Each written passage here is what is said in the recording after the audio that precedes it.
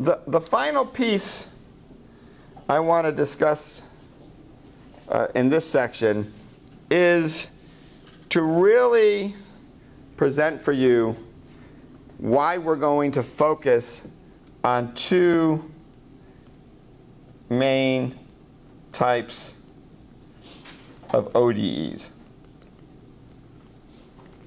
Now, we're also, like I said later, we're going to come back to things like that continuity flux equation. For partial differential equations, we basically have three main types, it turns out. There'll be the wave equation, the continuity equation, and diffusion. And the diffusion is what often comes out of the continuity equation. So you might argue there's two, wave and diffusion. Now, with ordinary differential equations, we really focus on the first order ones, perhaps with non-constant coefficients.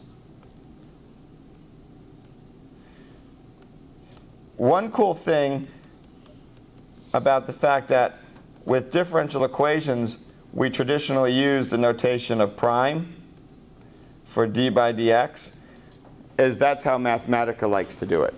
The only thing to keep in mind is you're going to use square brackets because it's a function.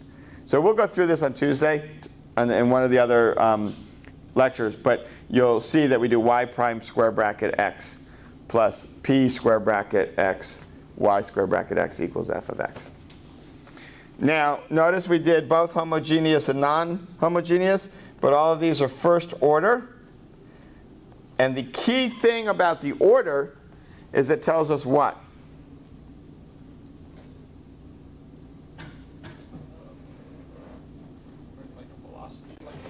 Well, when we solve it, what should we end up with? Maybe, but more importantly, one constant of integration. Because how many times do you have to integrate this to solve it? Once. So this tells us one constant of integration. And these really are what we call our basic rate equations.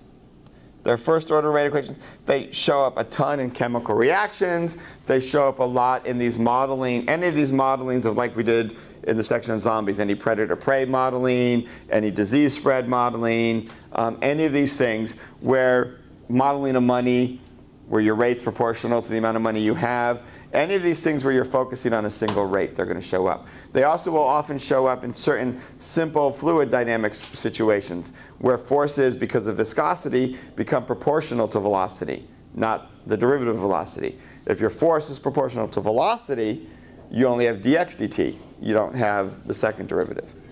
So the rate equations are very common, and we'll do a little bit with this. The other cool thing is as long as they're linear, these are ones that in principle always have an exact solution based on an integration factor. Now that integral may not be able to be done exactly. You may have to do the integral numerically. But there is a pseudo-analytic form you could always write down for these. So if you were to guess, the second main type of equation we're going to use is what? Basically the harmonic oscillator, the second order equations. So y double prime of x plus a y prime of x plus b y of x equals 0, or the inhomogeneous version.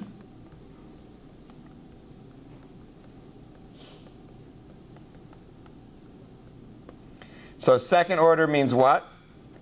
We will have two constants of integration.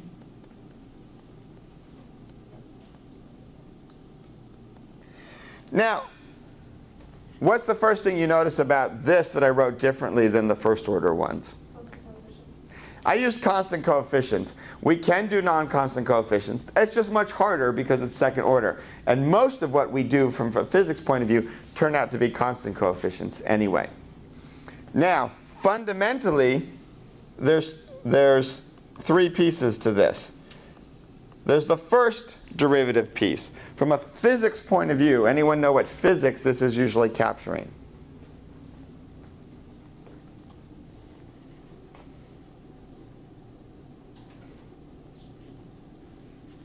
Well, let me ask you the following question. Suppose my solution to this is going to be proportional to an e to the I omega t. It's going to oscillate. What will my y prime of x look like? If I take the derivative of e to the I omega t, what do I get? I e to the I omega t. And if I take a second derivative, what is that going to look like? So if we go back to the very first thing we did in complex analysis, or not analysis, complex algebra, what is the connection between y, y prime, and y double prime?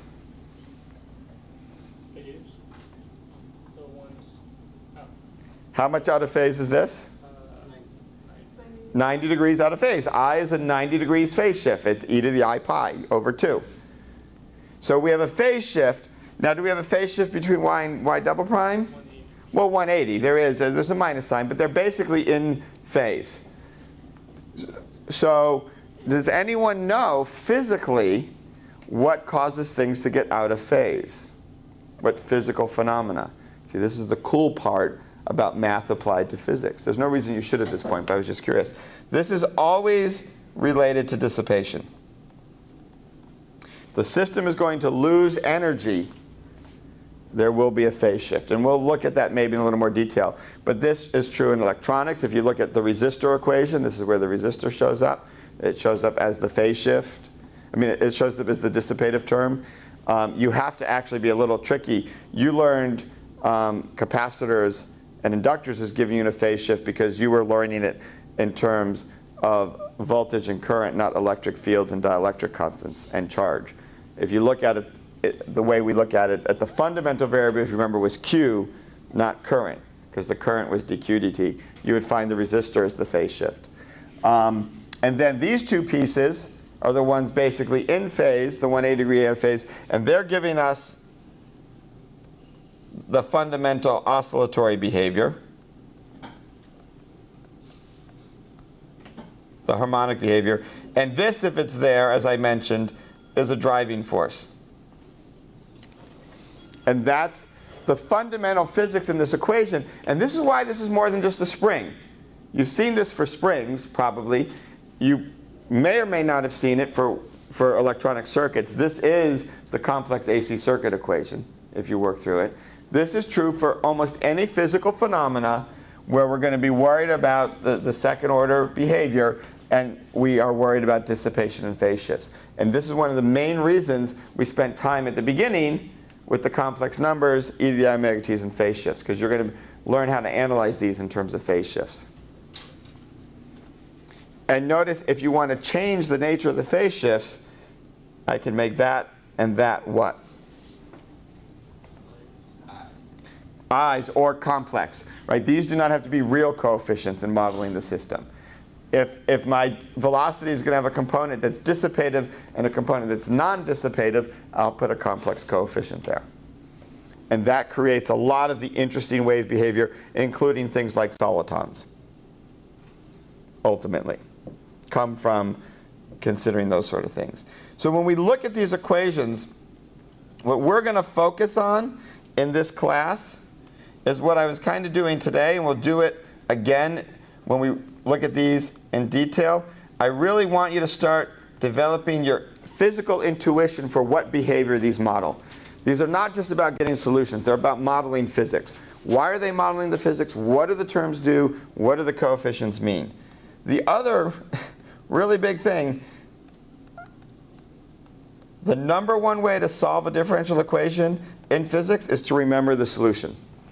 Or if you're not sure, guess one of the two. It always is. This is, you just have to try. We're not mathematicians anymore. We've moved into the realm of physics. The relevant equations all have been solved, but the specific boundary conditions or physical situation or initial conditions have generally not been done. And so that's the key that you have to do, is having written down the solution. The question is almost never about what is the solution. It's almost always about what is the impact of the coefficients, the boundary condition, or the initial condition. That's why you're looking at the differential equation. If it's linear, be prepared to use superposition. The basic solution might be e to the I omega t, but there might be many omegas that are allowed. And now I get to superimpose them. And that's where our linear vector space idea came involved, right? If I have effectively an eigenvalue-eigenvector equation, we remember the eigenvector can be a whole bunch of them. So we can linear superimpose them. Then we apply our boundary and initial condition, and that tells us the coefficients in this expansion. So we would write our solution as an expansion in the basis for the vector space, and then apply the boundary condition and the initial conditions. And then finally, if you're really stuck, you can use formal methods to solve.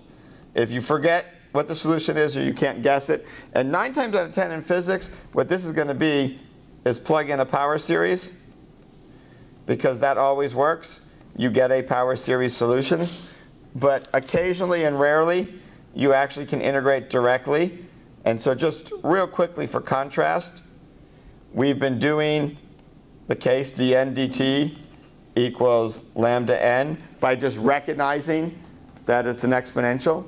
But there are times where it's as simple as rewriting the equation by doing the wonderful physics thing of dn and dt are independent things that I can multiply and divide by. Integrating both sides, getting the natural log of n equals lambda t plus a constant.